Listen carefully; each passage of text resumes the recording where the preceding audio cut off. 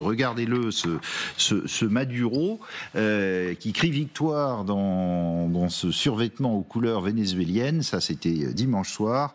Nancy Rice nous rappelle tout ça.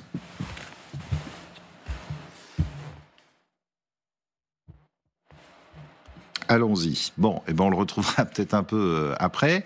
Ça vous a étonné, 51% seulement pour Maduro. D'ailleurs, on avait l'impression que quand on truque les élections, on prend au moins 98%, un score à la soviétique. Là, 51%, on sent que, ouais, on n'a pas pu faire autrement de dire qu'il a gagné, mais franchement, c'est limite de chez limite. De 2018, il avait gagné avec 67% des voix, ce qui peut expliquer qu'ils aient eu envie de faire une victoire un petit peu moins, on va dire, soviétique, pour reprendre votre expression.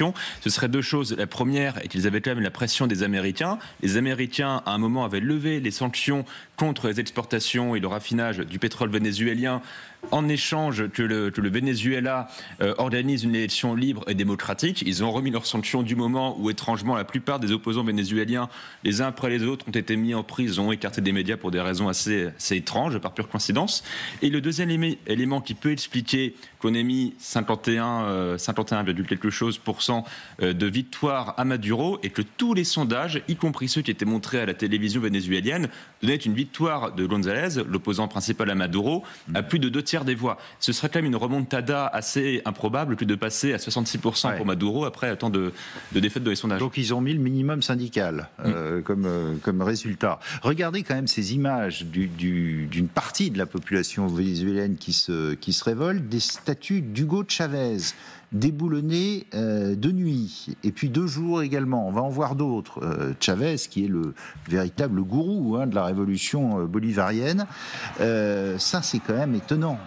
C'est quand même qu'il se passe quelque chose dans le pays. On va voir d'autres images de concerts de casseroles, de la population qui n'en peut plus, avec un PIB qui a baissé de 75%, le quart des Vénézuéliens qui sont partis à l'étranger. Elisabeth Shepard-Selam, ça peut s'envenimer le Venezuela? Surtout, vu la situation économique aujourd'hui, vous parlez de ceux qui sont partis à l'étranger, beaucoup sont partis parce que aussi le Venezuela reste dans une situation économique très grave, notamment suite à son isolation par rapport du reste du monde et on le sait.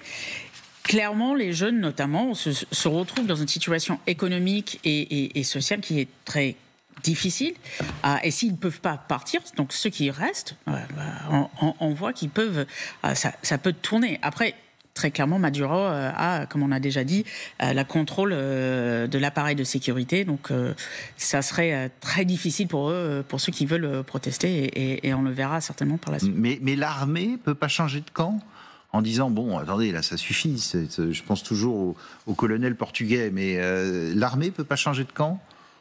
Alors, je pense qu'il faut demander aux militaires, plus qu'à me demander.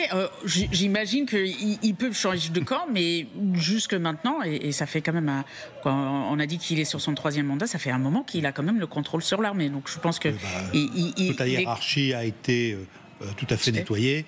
Les troupes ont été sélectionnées, elles ont été embrigadées, y compris psychologiquement, et on l'a vu, c'était je crois en 2019, en fait 2020, où effectivement l'opposant, Juan Guaido, voilà, en 2018, a essayé d'obtenir la révolte de l'armée, et les unités n'ont pas suivi. Avec le soutien des États-Unis à l'époque. Mais les militaires vénézuéliens sont intéressés aux affaires. Ils ont des intérêts qui ne sont pas que militaires.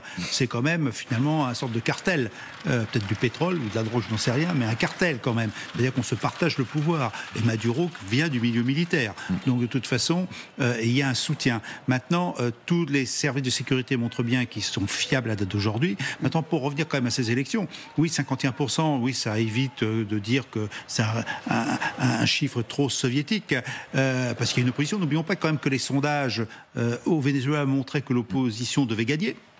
Ensuite, que l'élection se fait par vote informatique, mais qu'il y a une version papier qui permettait de vérifier si effectivement le vote était conforme, et que ça, les opposants n'ont pas pu vérifier si effectivement entre les chiffres annoncés informatiquement et les chiffres papier étaient corrects, ce qui veut dire qu'il y a largement des soupçons justifiés de malversation électorale. Et puis il y a beaucoup de témoignages qui rapportent quand même qu'il y a des intimidations qui ont eu lieu envers les électeurs, envers les opposants.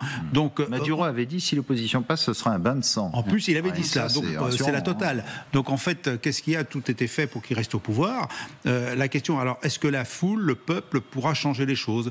Il y a quand même un très fort parti maduriste, oserais-je dire, parce que le pays est encadré. C'est un régime communiste.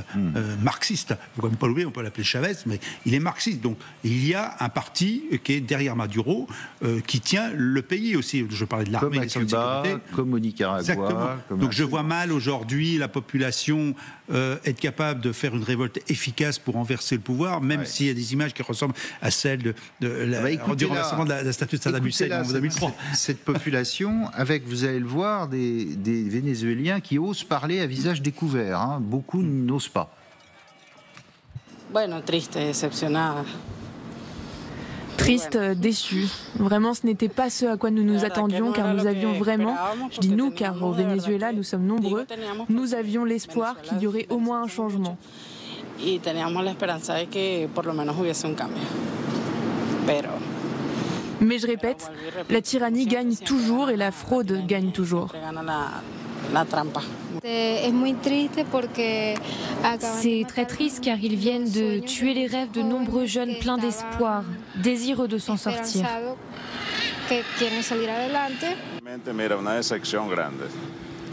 C'est une grande déception. Malheureusement, tout le peuple est déçu. C'était une fraude complètement éhontée. Voilà pour les réactions de la rue. Alors évidemment, j'ai envie de vous dire, dictateurs de tout pays, unissez-vous. Qu'est-ce qui s'est réjoui de cette élection? C'est évidemment le Kremlin. Écoutez le porte-parole du Kremlin. Nous voyons que l'opposition vénézuélienne ne veut pas accepter sa défaite. Nous considérons qu'elle doit le faire. Ça reste encore assez soft. Et puis la belle langue de bois chinoise, allons-y. La Chine félicite le Venezuela pour le bon déroulement de l'élection présidentielle et le président Nicolás Maduro pour sa réélection. La Chine et le Venezuela sont de bons amis et partenaires qui se soutiennent mutuellement. On est dans l'archi-classique, là, non? Réaction. Archi-classique pour des pays autoritaires qui se tirent la main. Mais aussi un axe d'une partie du monde. Un axe du parti du monde, l'axe du mal, de la résistance, axe anti-occidental, on peut l'appeler comme on le souhaite, mais très clairement qui construit un narratif anti-occidental. Peskov parle aussi d'ingérence occidentale dans l'élection vénézuélienne. Donc on voit une autre vision du monde qui se dessine avec, en Amérique du Sud, le Venezuela à la tête. Est-ce que cette vision du monde, nous, occidental, on n'a pas un peu tendance à la zapper, à l'oublier? Parce que ce sont des milliards d'êtres humains, hein, la Chine, la Russie, le Venezuela, la Corée du Nord, l'Iran. D'aucuns le disaient, alors, s'agissant du Venezuela, du temps de Chavez, où on disait, tu es, par exemple, Chavez, il y avait cette fameuse scène, par exemple, il est à la tribune de l'ONU, il se signe, il fait un signe de croix, où il compare George Bush fils au diable, en disant, ça sent encore le soufre ici. C'est vrai que ce de Chavez avait une forte audience, non seulement dans ce qu'on appelle désormais le Sud global, mais y compris en France. Je ne citerai pas les hommes politiques. Chavez avait du charisme. Voilà. Maduro n'a pas de charisme, mais il a une armée et il a de l'argent à l'étranger. Ça aide quand même pas mal les choses. Mais sauf que Chavez, une des clés de la survivance de son régime, justement, c'était la dénonciation du complot de l'étranger. Quand Juan Guaidó, chef de l'opposition, qui était le président démocratiquement élu de l'Assemblée, revendique le pouvoir, il est reconnu par des puissances comme les États-Unis ou la France comme le président par intérim, quelque part, ça a été contre-productif parce que Maduro a pu serrer les rangs autour de lui en disant « Regardez, c'est le complot de la CIA, des Européens, d'Israël, il cite toujours Israël aussi comme un des grands comploteurs contre le Venezuela. » La force sur laquelle s'appuyait le régime de Maduro, c'est l'idée justement que c'est lui, l'indépendance nationale, la protection de la révolution bolivarienne contre le reste du monde. Ça commence à moins marcher au bout d'un moment.